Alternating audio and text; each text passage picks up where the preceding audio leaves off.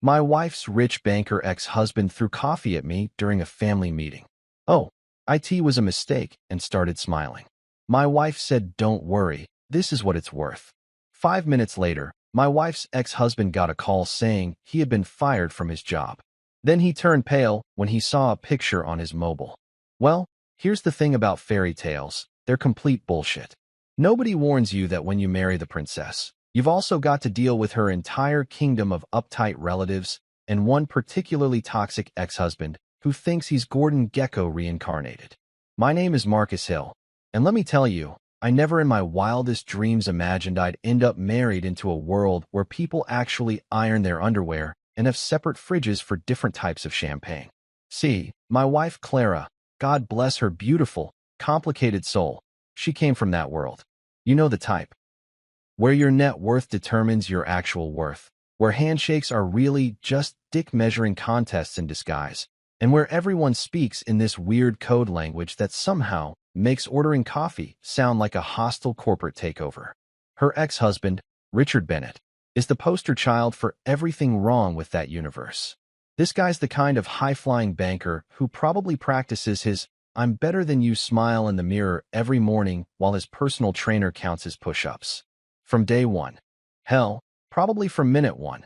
Richard made it crystal clear that he had about as much respect for me as he did for the gum stuck to his Italian leather shoes. To him, I was just some small-town schmuck who somehow managed to bamboozle his way into stealing the woman who belonged in his league. And yeah, he actually used that word, league, like we were all playing in some cosmic baseball tournament where your bank account determines which division you get to play in. But here's what old Richie boy never wrapped his perfectly coiffed head around. Clara never wanted his world of fake-ass smiles and luxury that felt colder than a morgue in January. She wanted something real, something that didn't come with a price tag or require a credit check to experience genuine human emotion. And that's exactly what she found with me. Authenticity, the kind you can't buy at Nordstrom or lease with a signature on some pretentious contract. I remember the first time I met Richard at some charity gala that Clara dragged me to. This dude rolled up looking like he'd stepped straight out of a Wall Street wet dream. Tailored suit that probably cost more than my truck. Watch that could have funded a small country's healthcare system. And this aura of superiority that practically had its own gravitational pull. He sized me up like I was a used car he was considering whether to kick the tires on, and I could practically see the calculator running behind his eyes, tallying up my outfit, my handshake firmness, and my general lack of yacht ownership. "So, Marcus," he'd said, drawing out my name like it left a bad taste in his mouth. "Clara tells me you work in construction." The way he said construction made it sound like I collected garbage for a living, which honestly, some days felt pretty accurate when I was dealing with contractors who couldn't tell a Phillips head from their own ass. "That's right," I replied, because what else was I gonna say? Apologize for having calluses instead of manicures? I build things that actually last. The dig wasn't subtle, but then again, neither was his condescending tone. Clara had squeezed my arm that night, and I could feel her trying to telepathically communicate that we should just smile and nod our way through the evening. But Richard wasn't done with his little performance. Throughout the entire night, he made sure to mention his latest acquisition, his new investment opportunities, and his upcoming trip to some European country I'm pretty sure he couldn't locate on a map without GPS.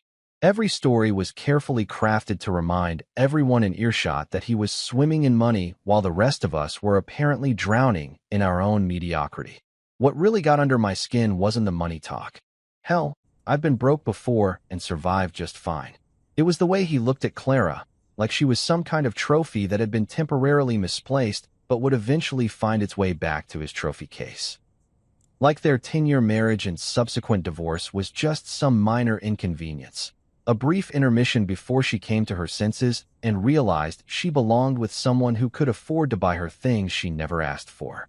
But Clara's no trophy, and she sure as hell isn't some prize to be won by whoever has the biggest portfolio. She's a woman who chose to walk away from all that glittering bullshit because she figured out that gold-plated handcuffs are still handcuffs.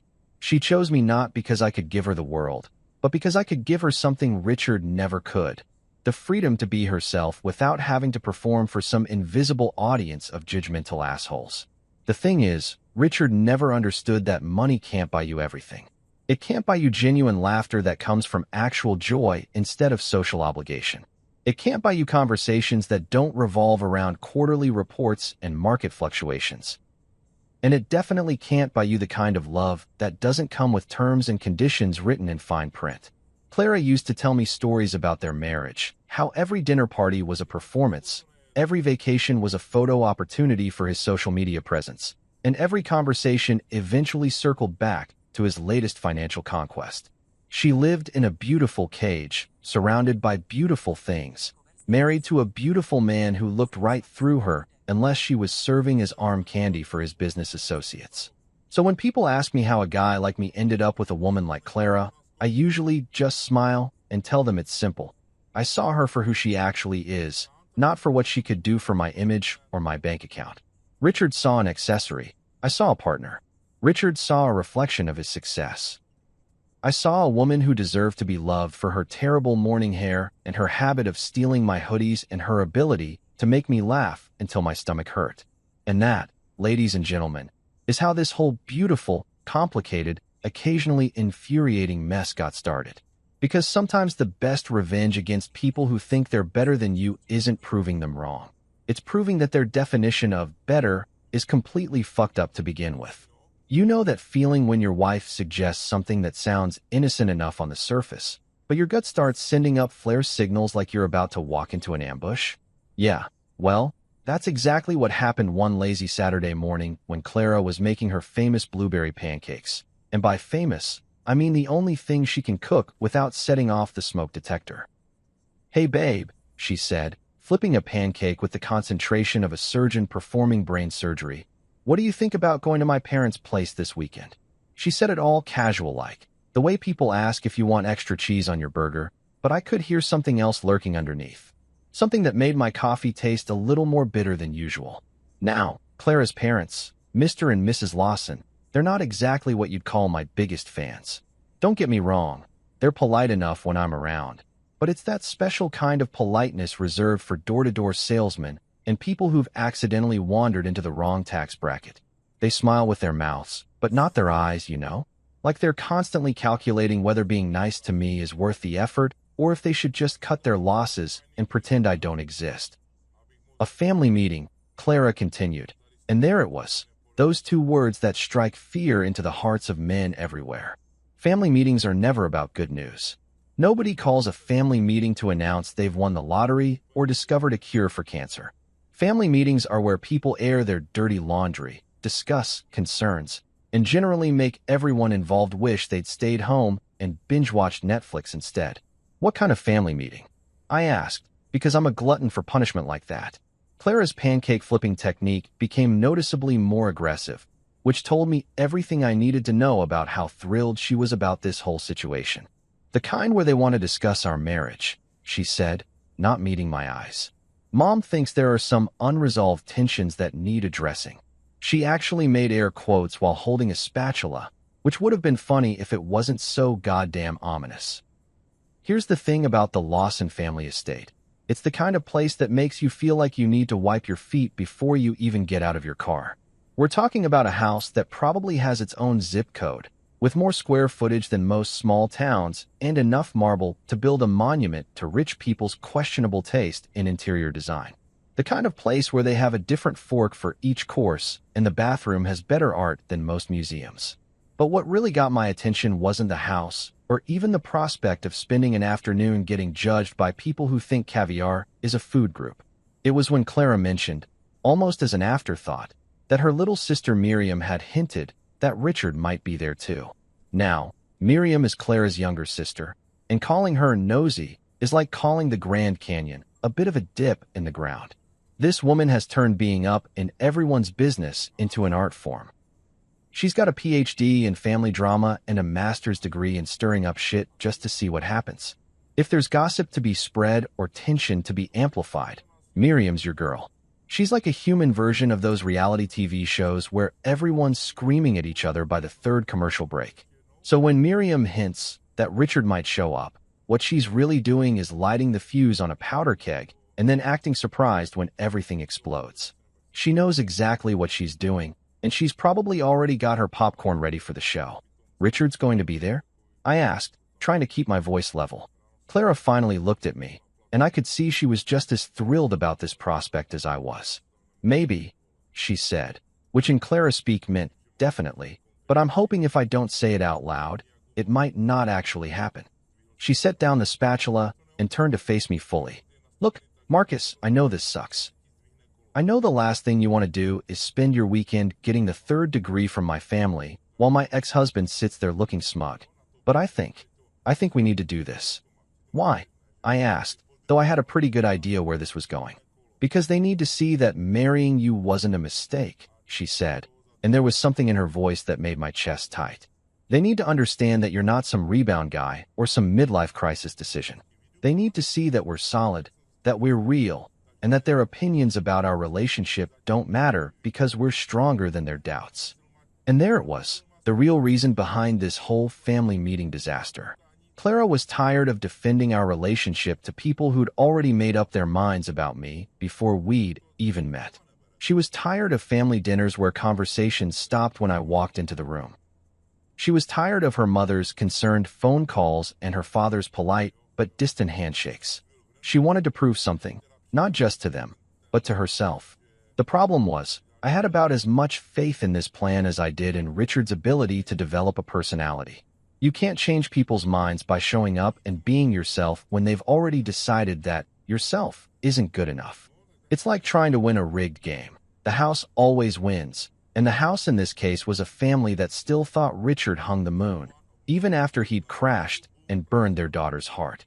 But Clara was looking at me with those eyes that made me agree to move to her hometown in the first place. The same eyes that convinced me to try sushi, spoiler alert, still not a fan, and the same eyes that made me fall in love with her complicated, messy, beautiful life. She reached over and squeezed my hand, her fingers still warm from making breakfast. We'll face them together, she said, and I could hear the determination in her voice. Whatever they throw at us, whatever Richard says or does, we'll handle it together. Because that's what we do, right? We're a team. I looked at her standing there in my old college t-shirt and pajama pants, her hair still messy from sleep, syrup on her fingers, and I thought about how different she looked from the polished, perfect wife she used to be when she was married to Richard. This version of Clara, the real version, was worth fighting for, even if it meant walking into what felt suspiciously like a trap. All right, I said, because sometimes love makes you do stupid things. Let's go face the music. But deep down, in that part of my gut that's usually right about these things, I had a feeling this weekend wasn't going to end peacefully. Not by a long shot. Walking into the Lawson family estate that weekend felt like stepping onto the set of some pretentious period drama where everyone speaks in hushed tones and judges you based on which fork you use for the salad course. The whole place screamed old money, so loud it was practically giving me a headache. We're talking about crystal chandeliers that probably cost more than my annual salary, Persian rugs that looked like they belonged in a museum, and enough mahogany furniture to reforest half of South America. Clara's parents greeted us at the door with the kind of forced enthusiasm usually reserved for awkward high school reunions. Mrs. Lawson air-kissed Clara like she was afraid actual contact might smudge her makeup, while Mr. Lawson gave me one of those handshakes that's technically polite, but feels like he's checking to see if I'm carrying any communicable diseases from the working class. Marcus, he said with a smile that never quite reached his eyes, so good to see you again. The way he said it made me feel like I should be grateful for the privilege of breathing the same rarefied air as his family. I trust the drive wasn't too taxing. Because apparently, driving 2 hours in my perfectly functional but not luxury truck was some kind of heroic feat worthy of commentary. The meeting started about as smoothly as a train wreck in slow motion. We all gathered in what they called the sitting room, which was basically a museum exhibit dedicated to uncomfortable furniture and intimidating family portraits. Everyone was being painfully polite, the kind of politeness that makes your teeth ache because you can feel all the unspoken criticism hanging in the air like a toxic cloud.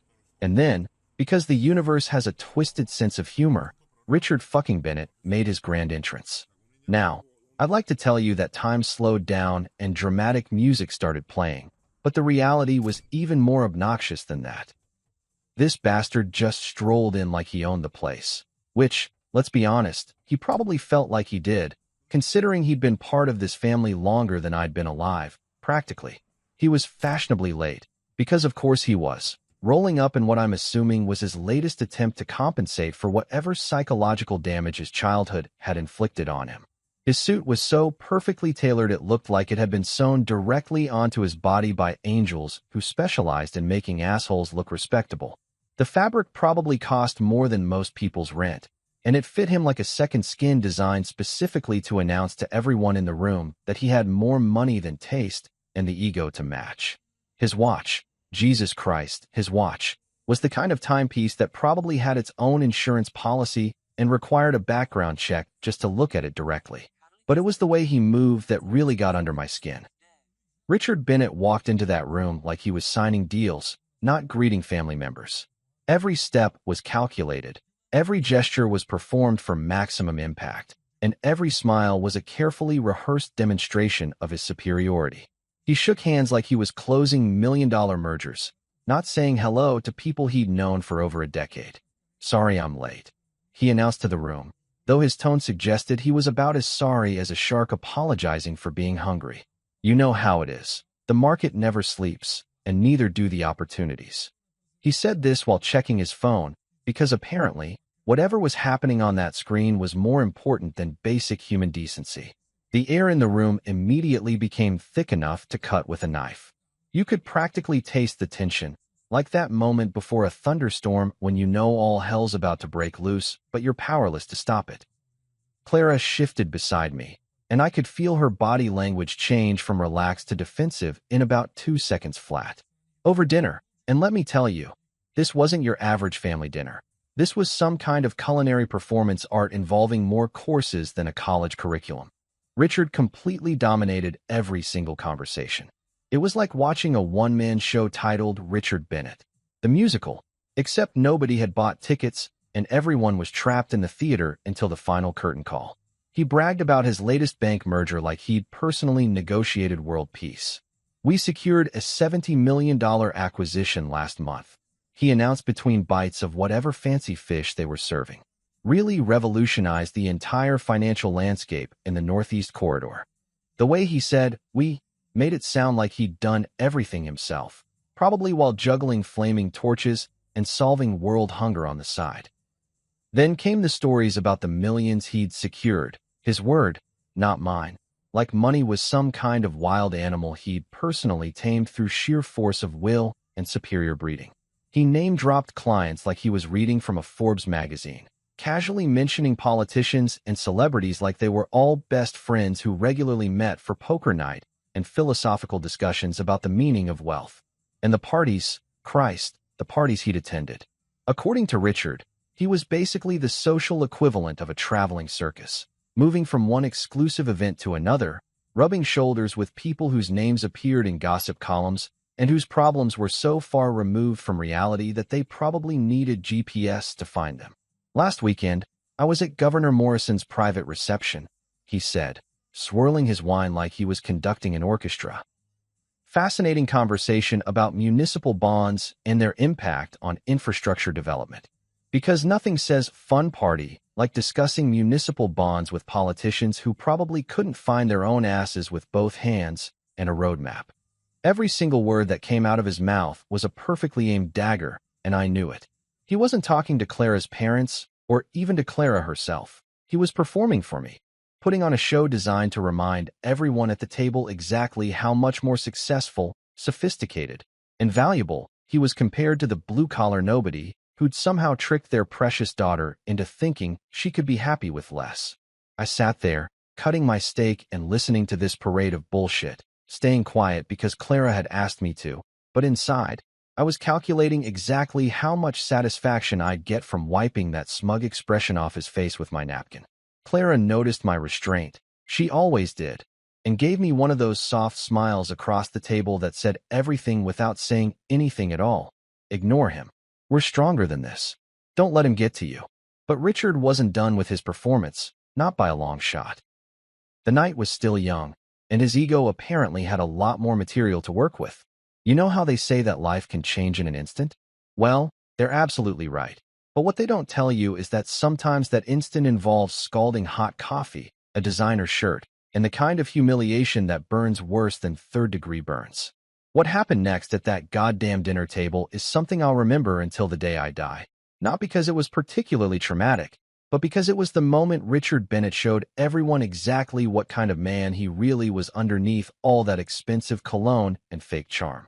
Picture this. We're sitting around this mahogany table that probably cost more than my truck, surrounded by enough silverware to outfit a small restaurant, with Richard holding court like some kind of financial royalty, dispensing wisdom to us peasants. The conversation had moved on from his latest business conquests to some bullshit story about a wine tasting he'd attended in Napa Valley, where apparently he demonstrated his sophisticated palate by correctly identifying grapes that most people couldn't pronounce, let alone taste the difference between. I was reaching for my water glass. Nothing fancy, just trying to wash down the pretentious aftertaste of listening to this asshole brag for the past hour, when Richard decided it was time for the main event of his little performance. See, up until that moment, all his posturing had been verbal, just words designed to make me feel small and out of place. But words weren't enough anymore. He needed something more dramatic, something that would leave a mark everyone could see. It happened so fast that if you'd blinked, you might have missed it, but I saw everything in slow motion like some kind of twisted Matrix scene. Richard was holding his coffee cup, and we're talking about the good china here, the kind of cup that probably had its own pedigree and insurance policy, filled with coffee that was still steaming hot because the Lawson's housekeeper had just refilled it moments before. As I reached across the table for my glass, Richard made his move. He, accidentally, tilted his cup, and I'm using air quotes here because there was nothing accidental about what happened next. The timing was too perfect, the angle too precise, the smug little smile on his face too practiced. This was a calculated move, designed for maximum impact and minimum deniability. That scalding coffee hit my chest like liquid fire, soaking through my button-down shirt, my good shirt, the one Clara had helped me pick out specifically for this dinner because she wanted me to look nice for her family. The heat was intense, the kind that makes you suck in air through your teeth and fight every instinct to jump up and start swearing like a sailor who'd just stubbed his toe on an anchor. But the physical pain wasn't even the worst part. It was the stain, spreading across my chest like some kind of brown badge of shame, marking me as the guy who couldn't even make it through a family dinner without getting his shirt dirty. In a room full of people who probably had their dry cleaning delivered by personal valets, I was suddenly the walking embodiment of everything they thought was wrong with me. Richard immediately went into his Oscar-worthy performance, his face morphing into an expression of shocked concern that would have been convincing if I hadn't seen the satisfaction flickering in his eyes just seconds before. "Oh, my mistake," he said, his voice dripping with false sincerity. The words came out smooth as silk, practiced and polished like everything else about him. These things happen, like it was some cosmic accident, some unavoidable tragedy that could have befallen anyone. Not a deliberate act of petty vindictiveness designed to humiliate me in front of my wife's family. Just one of those silly little mishaps that occur when you're sharing a meal with civilized people. The room erupted in nervous laughter, that uncomfortable sound people make when they witness something awkward but don't want to acknowledge how messed up it actually is. Clara's parents chuckled politely, probably thinking this was just some clumsy accident between two men who didn't know how to properly navigate formal dining etiquette. Miriam covered her mouth with her napkin, but I could see her eyes gleaming with the kind of excitement that comes from witnessing premium family drama unfold in real time. But Clara didn't laugh. Not even a little bit. I could feel her tension radiating from across the table like heat from a furnace. When I looked at her, I saw something in her expression that I'd never seen before. A cold, calculating anger that made her look like a completely different person. This wasn't the gentle, diplomatic Clara who always tried to smooth over family tensions and keep everyone happy. This was a woman who'd just watched her husband get publicly humiliated by her ex, and she was absolutely done playing nice. The coffee was still dripping from my shirt onto the priceless Persian rug beneath the table when Clara leaned forward, her voice cutting through the nervous laughter like a blade through butter. She didn't raise her voice. She didn't need to. Sometimes the most devastating attacks come in whispers, not screams. "Don't worry, Marcus," she said, her tone steady and controlled, but with an edge that could have cut glass. Every word was carefully chosen, precisely aimed, and delivered with the kind of surgical precision that only comes from years of knowing exactly where someone's weak spots are located. That's exactly what his worth amounts to. The effect was immediate and devastating. The nervous laughter died instantly, replaced by a silence so complete you could have heard a pin drop on that expensive rug. It was like someone had just detonated a small bomb in the middle of the dining room, and everyone was still processing the extent of the damage. For the first time since he'd walked into that house, Richard's smug, self-satisfied expression faltered. The confident smirk that had been permanently attached to his face all evening flickered and died like a candle in a hurricane. His mouth opened slightly, as if he was going to say something, but no words came out. For a man who made his living talking people out of their money, he was suddenly and completely speechless. Clara's parents looked like they'd just witnessed a car accident, shocked, horrified, but unable to look away. Mr. Lawson's face had gone pale, while Mrs. Lawson clutched her pearl necklace like it was some kind of protective talisman. Miriam's eyes were wide with the kind of excitement that comes from witnessing something that's definitely going to be talked about for years to come. But Clara wasn't done. She sat back in her chair, took a sip of her wine, and looked around the table with the calm satisfaction of someone who'd just delivered exactly the message she'd intended to send. The coffee was still staining my shirt, but somehow, it didn't matter anymore. If you've ever watched a nature documentary where a predator gets taken down by something bigger and badder, you'll understand the beautiful chaos that was about to unfold in the Lawson family dining room. Richard was still trying to process Clara's verbal knockout punch when the universe decided it wasn't quite done with him yet. Sometimes karma works in mysterious ways, and sometimes it works through cellular technology and impeccable timing. The silence that followed Clara's devastating comeback was the kind that makes your ears ring, like we were all sitting in the aftermath of an explosion waiting for the dust to settle. Richard's face was cycling through emotions like a broken slot machine: confusion, anger, embarrassment, and something that looked suspiciously like panic. The mighty banker who'd walked into this house like he owned the deed to it was suddenly looking less like a financial titan and more like a guy who'd just realized he'd locked himself out of his car in the rain. Mrs. Lawson was doing that thing rich people do when they witness something uncomfortable, staring at her wine glass like it contained the secrets of the universe, hoping that if she focused hard enough on the burgundy liquid, the awkwardness would somehow evaporate. Mr. Lawson had developed a sudden fascination with the pattern on his napkin, probably calculating whether it was worth more than my annual salary. Miriam, on the other hand, was practically vibrating with excitement, like she was watching the season finale of her favorite soap opera and someone was about to reveal they'd been sleeping with their evil twin the whole time.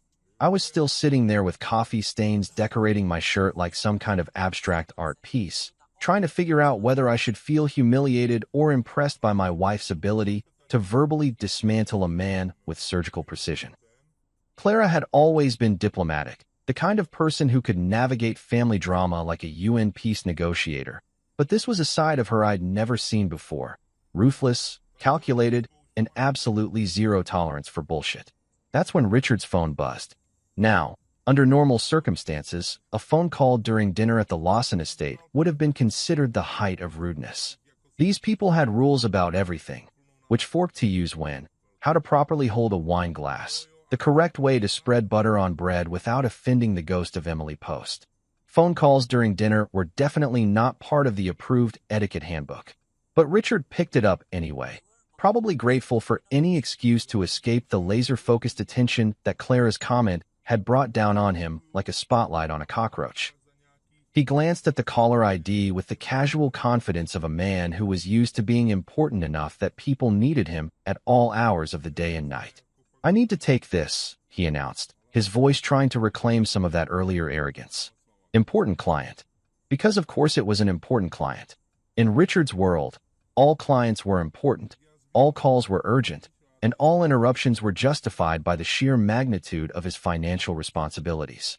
He answered with his usual business smooth tone, the voice he probably practiced in the mirror alongside his power handshake, and his "I'm worth more than your house" smile. Richard Bennett speaking. Even his phone voice oozed confidence, like he was doing the caller a favor by gracing them with his presence, even electronically. But something was wrong. We could all see it happening in real time, like watching a building collapse in slow motion. Richard's confident posture started to crumble as he listened to whatever was being said on the other end of that call. His shoulders sagged first, then his face began to drain of color like someone was slowly turning down the saturation on a TV screen. The transformation was fascinating in the most horrifying way possible. This was a man who'd built his entire identity around being untouchable, unshakable, the kind of guy who could navigate financial storms that would sink other people's careers. But whatever he was hearing through that phone was hitting him like a freight train loaded with bad news and karma. "What do you mean?" he said, his voice cracking slightly on the last word.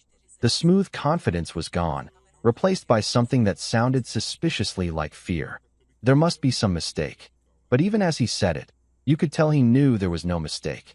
Whatever was happening was real, and it was happening to him. Clara was watching this unfold with the calm detachment of someone observing a particularly interesting science experiment. She took another sip of her wine, her expression neutral but her eyes sharp, like she was cataloging every micro-expression crossing Richard's face for future reference. There was something almost predatory about the way she was watching him fall apart, and I found myself wondering exactly what my wife knew that the rest of us didn't. Richard pushed back his chair with the jerky movements of a man whose world was imploding in real time.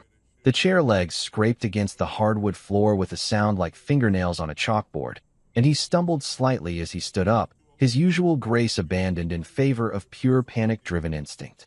"I'll have to call you back," he said into the phone, but his voice was shaky now, all pretense of control evaporating like morning mist.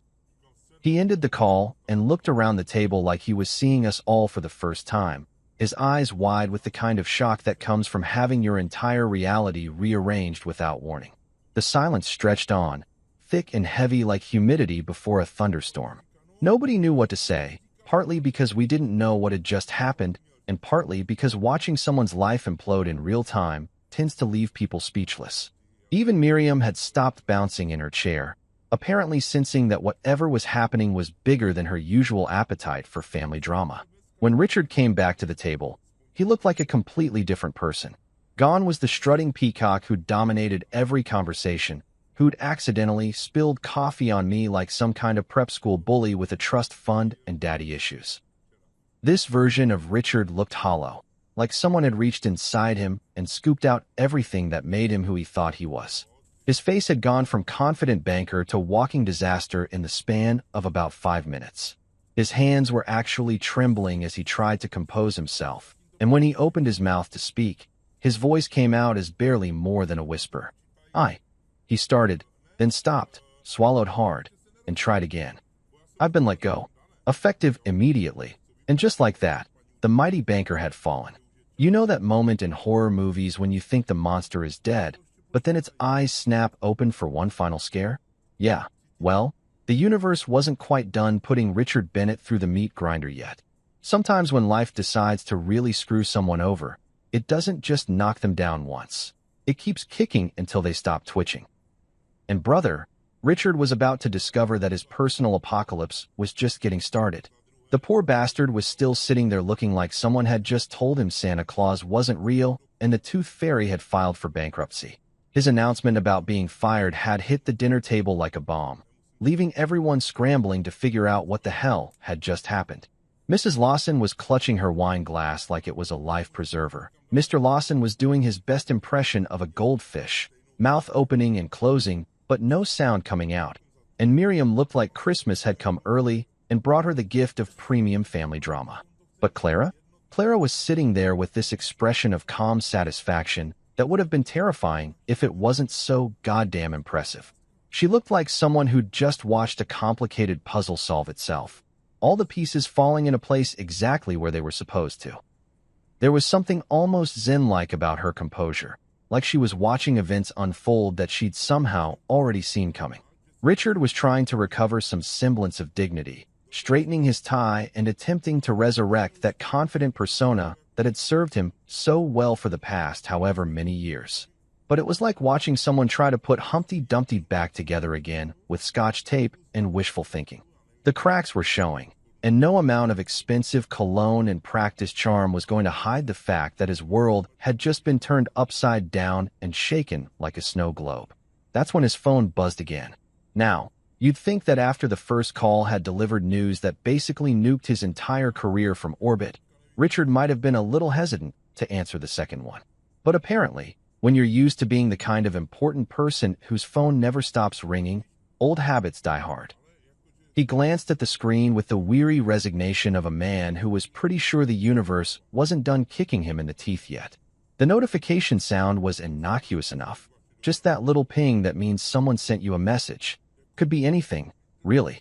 Could be his assistant asking about tomorrow's schedule, which, let's face it, had probably just been cleared permanently. Could be his lawyer calling about some routine legal matter. Could be his mother asking if he was coming to Sunday dinner. But it wasn't any of those things. Richard's face went from pale to absolutely ghostly white as he stared at his phone screen. I'm talking about the kind of color change you see in time-lapse videos of flowers wilting. Except this was happening in real time, and it was happening to a human being who'd apparently just received the text message equivalent of a nuclear warhead. His hand started trembling, not just a little nervous shake, but full-on earthquake-level tremors that made the phone wobble in his grip like he was trying to hold onto a live fish. He tried to angle the screen away from the rest of us, sliding it under the table with the kind of desperate panic you see in people who've just realized they're holding evidence that could destroy their entire life. But here's the thing about panic. It makes you clumsy. And when you're sitting at a formal dinner table surrounded by people who are already watching your every move, because you've just announced that your career has gone up in flames, subtle movements become about as effective as trying to hide an elephant behind a houseplant. I caught sight of the image on his screen for maybe half a second, but sometimes half a second is all you need to understand that someone's world isn't just falling apart. It's being systematically demolished with surgical precision. What I saw was a photograph, and not the kind of photograph you'd want your grandmother to see. Hell, it wasn't the kind of photograph you'd want anyone to see, ever, for any reason. It was the kind of picture that only Clara and I knew about, the kind of secret that had been locked away in digital vaults and encrypted files, waiting for exactly the right moment to see the light of day. The kind of evidence that could end careers, destroy reputations, and turn respected bankers into front-page scandals faster than you could say insider trading. We're talking about documentation of Richard's, let's call them creative accounting practices. The falsified accounts that made his numbers look better than they actually were. The shady transactions that skimmed money from places it shouldn't have been skimmed from. The kind of financial misconduct that makes headlines and sends people to prison with numbers instead of names. Clara didn't even flinch. She just sat there, calmly sipping her wine like she was watching a particularly interesting documentary about the mating habits of Arctic penguins. There was no surprise in her expression, no shock, no concern for the man who was currently having what appeared to be a full-scale mental breakdown right there at her parents' dinner table. Because here's the thing I was starting to realize. This wasn't random. This wasn't cosmic justice or karmic retribution or just really, really bad timing. This was orchestrated. This was planned. This was Clara, my diplomatic, peace-loving, conflict-avoiding wife, systematically destroying her ex-husband's life with the kind of strategic precision that would have made Sun Tzu weep with admiration. Richard's world wasn't just crumbling. It was being burned to the ground by the woman he'd apparently underestimated for their entire marriage. The woman he thought he could dismiss and belittle and treat like a trophy who'd eventually come crawling back when she realized what she'd given up. The irony was so thick you could have cut it with a knife and served it as dessert. Here was a man who'd built his entire identity around being smarter than everyone else, more successful than everyone else, more valuable than everyone else. And he was being taken down by the wife he'd never bothered to really see, never bothered to truly understand, never bothered to respect as an equal. Richard tried to compose himself, sliding the phone into his jacket pocket like he could somehow make the image disappear by hiding the device. But we all knew it was too late. Whatever was on that screen wasn't going away, and neither were the consequences that were about to follow. The mighty banker wasn't just having a bad night anymore. He was living through the beginning of the end of everything he'd ever worked for, everything he'd ever thought made him special. And Clara? Clara just kept sipping her wine, watching it all unfold with the satisfaction of someone whose plan was working exactly as intended. The rest of that dinner passed like watching a train wreck in extreme slow motion. Horrifying, fascinating, and absolutely impossible to look away from. Richard sat there for the remainder of the meal, looking like someone had replaced his blood with ice water and his confidence with liquid terror.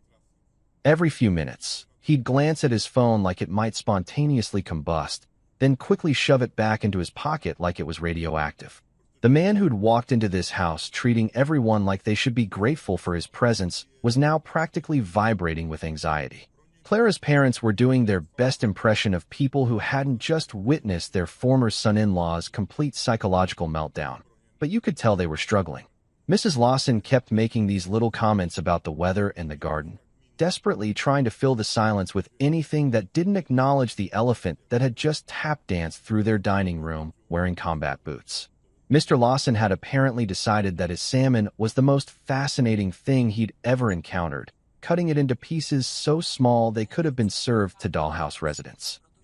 Miriam, bless her nosy little heart, was practically bouncing out of her chair with curiosity.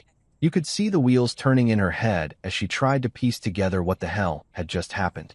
She kept shooting glances between Richard's pale face and Clara's serene expression like she was watching a tennis match played with hand grenades instead of balls.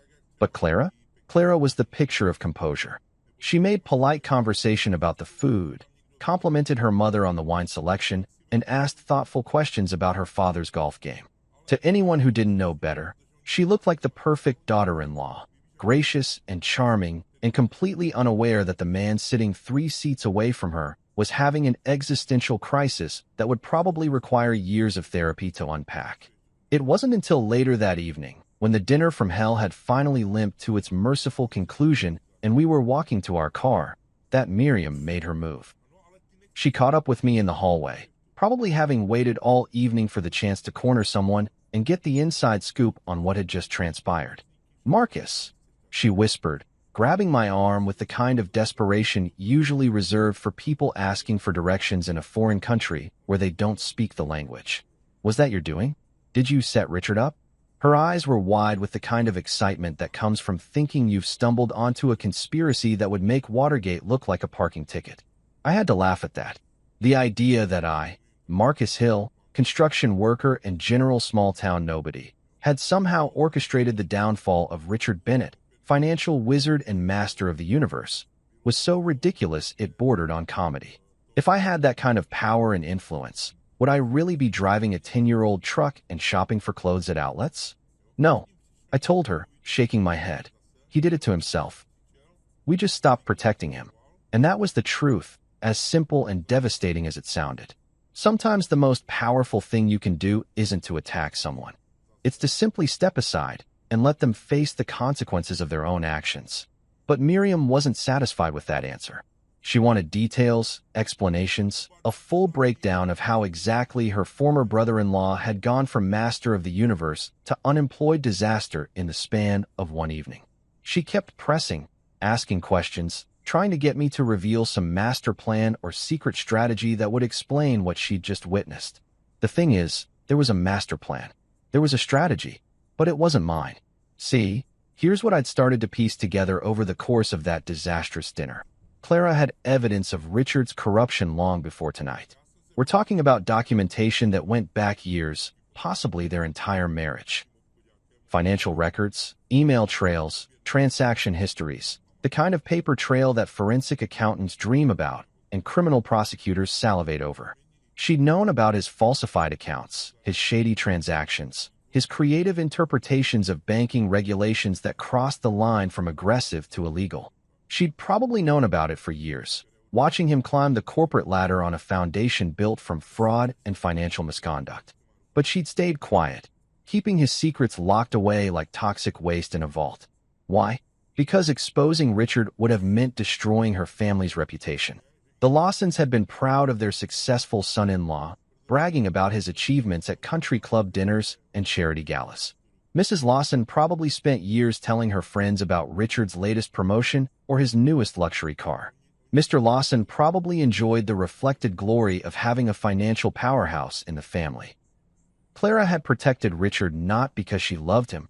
Hell, she'd divorced his ass, but because she loved her family and didn't want to see them hurt by the scandal that would inevitably follow. She'd chosen their peace of mind over justice, their reputation over accountability. But then Richard had crossed a line tonight.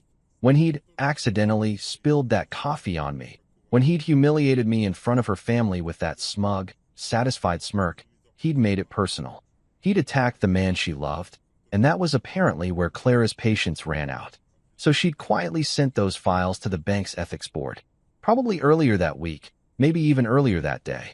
She'd finally decided that protecting her family's feelings wasn't worth protecting Richard's career, especially when he was using that career as a weapon to hurt the people she actually cared about. Tonight wasn't random. Tonight wasn't cosmic justice. Tonight was Clara Bennett. Excuse me, Clara Hill. Finally deciding that her loyalty to family peace was less important than her loyalty to actual justice. She'd lit the fuse on a bomb that had been sitting under Richard's career for years, and tonight was just the night it finally exploded. The beauty of it was in the timing. Richard had spent the entire evening trying to prove his superiority, bragging about his success, throwing his wealth and status around like weapons. And right at the moment when he was feeling most confident, most untouchable, most convinced of his own invincibility, the consequences of his own actions had come home to roost. Clara hadn't destroyed Richard Bennett. Richard Bennett had destroyed Richard Bennett.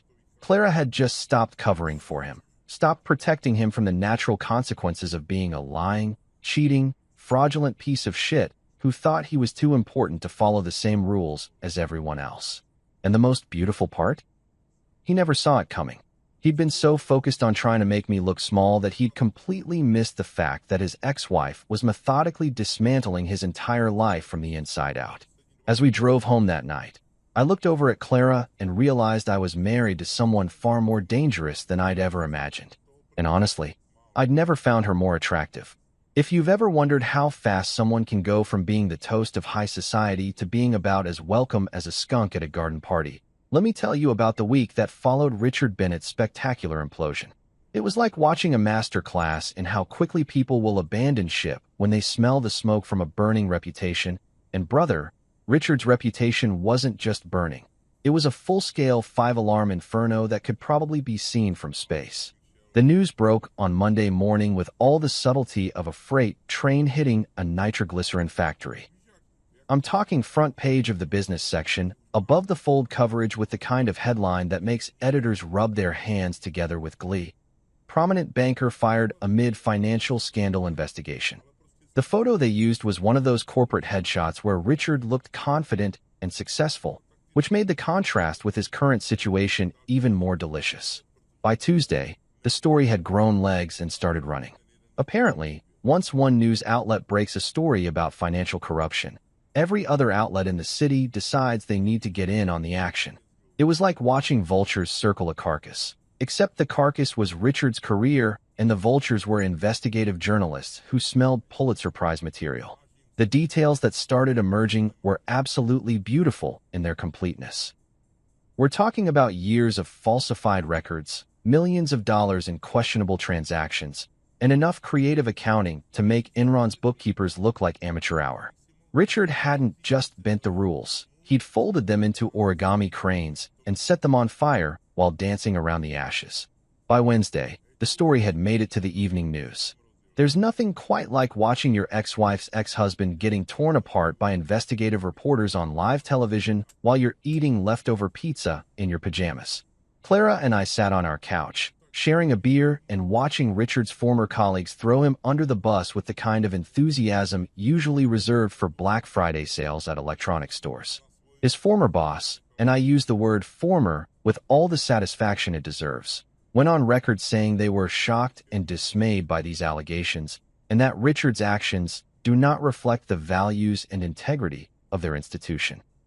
Translation: they were throwing him so far under the bus that he'd need an archaeological dig team to find his way back to daylight.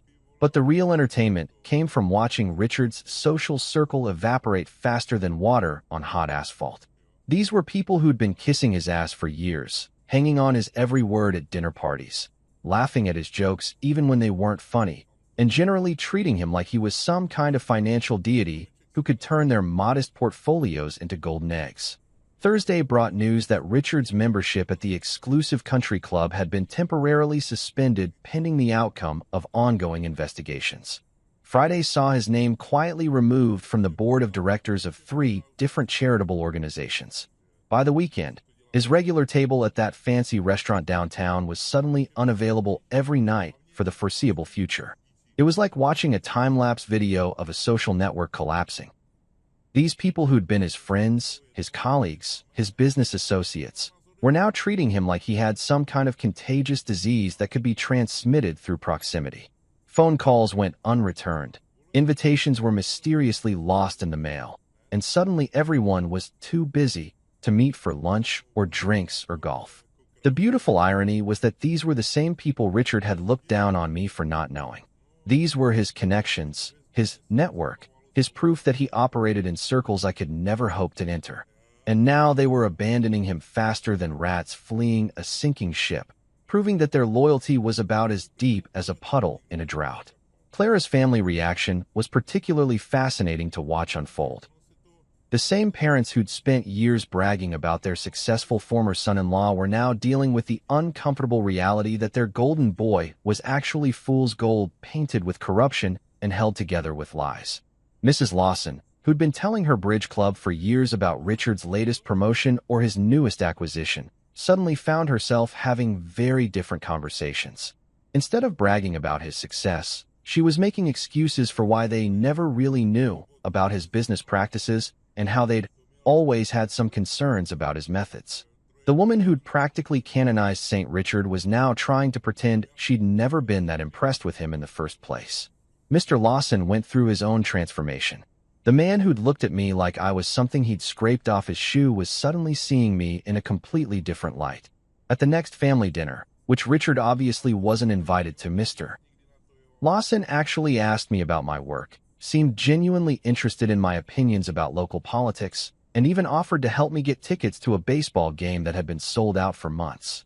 It wasn't that he'd suddenly developed respect for blue-collar workers or had some kind of spiritual awakening about the value of honest labor.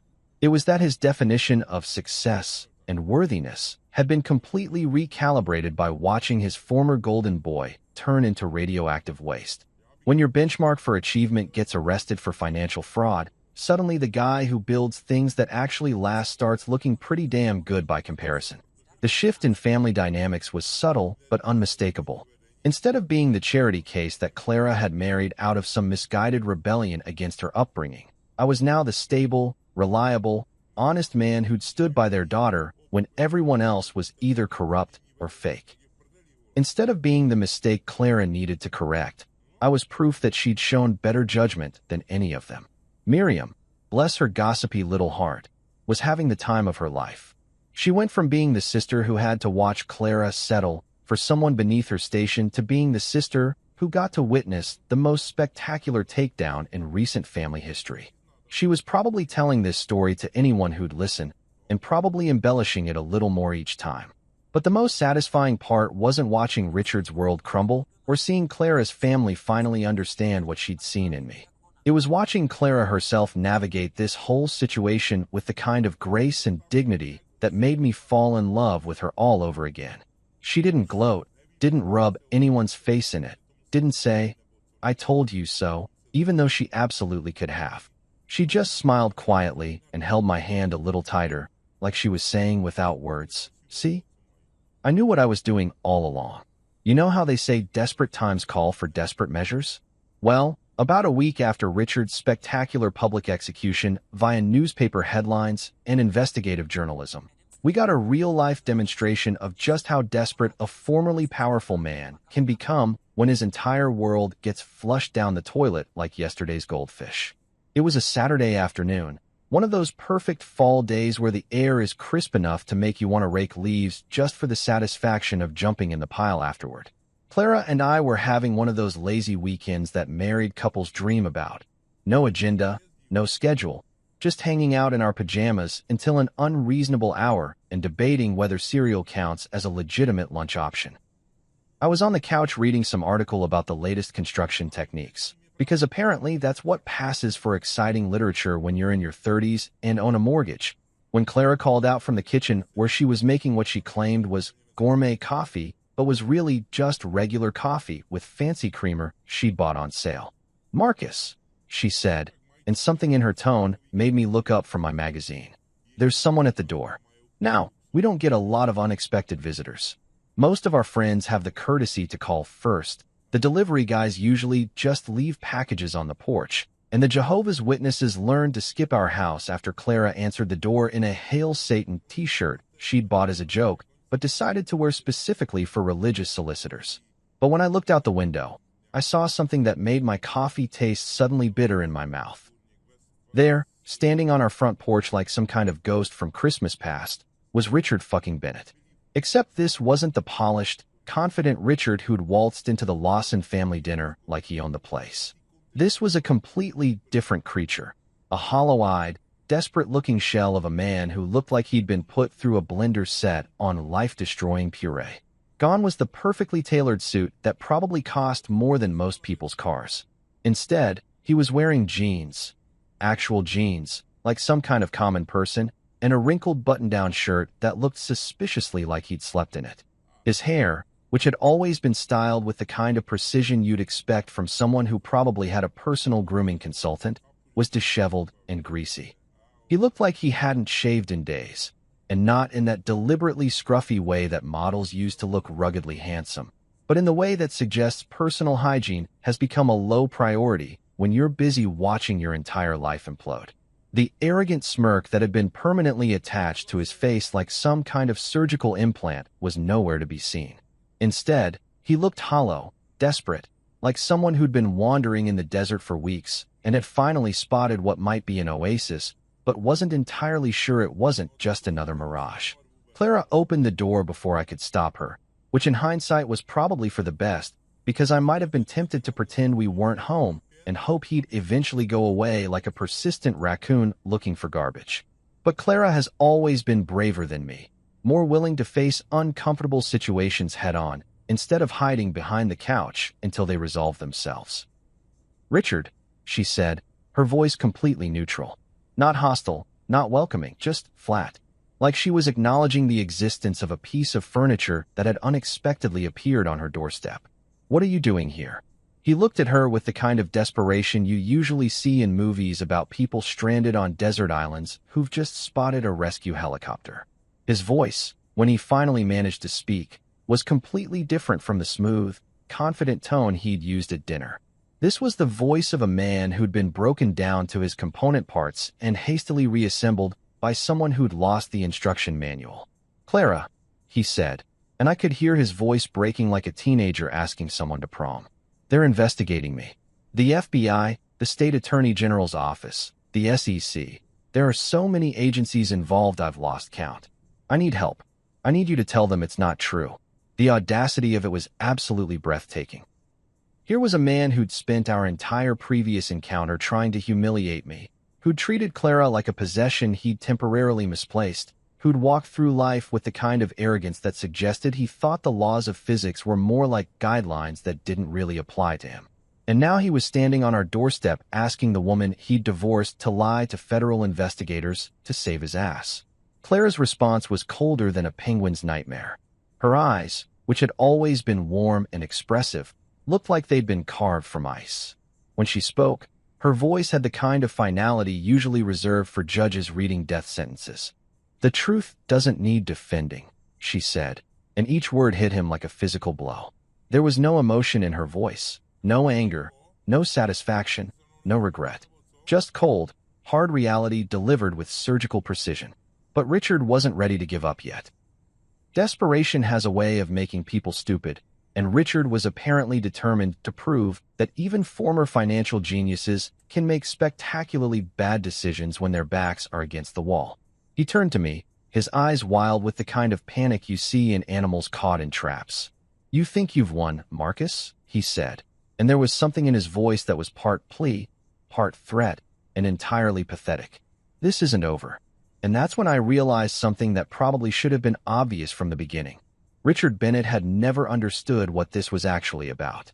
He thought this was some kind of competition between him and me, some kind of masculine pissing contest where the winner got to keep Clara as a prize. He thought I'd somehow orchestrated his downfall as part of some elaborate revenge plot, like I was playing chess while he was playing checkers. He couldn't comprehend that this wasn't about winning or losing, that Clara wasn't some trophy to be fought over, that his destruction had been entirely self-inflicted. He was so trapped in his own worldview where everything was a transaction and everyone was either an asset or a liability that he couldn't see the simple truth. Actions have consequences, and his consequences had finally caught up with him. I looked at this broken man standing on my doorstep, this former titan of industry who'd been reduced to begging his ex-wife to commit perjury on his behalf, and I felt something I hadn't expected to feel. Pity. Not sympathy, not forgiveness, but genuine pity for someone who'd built his entire identity on a foundation of sand and was now watching it wash away with the tide.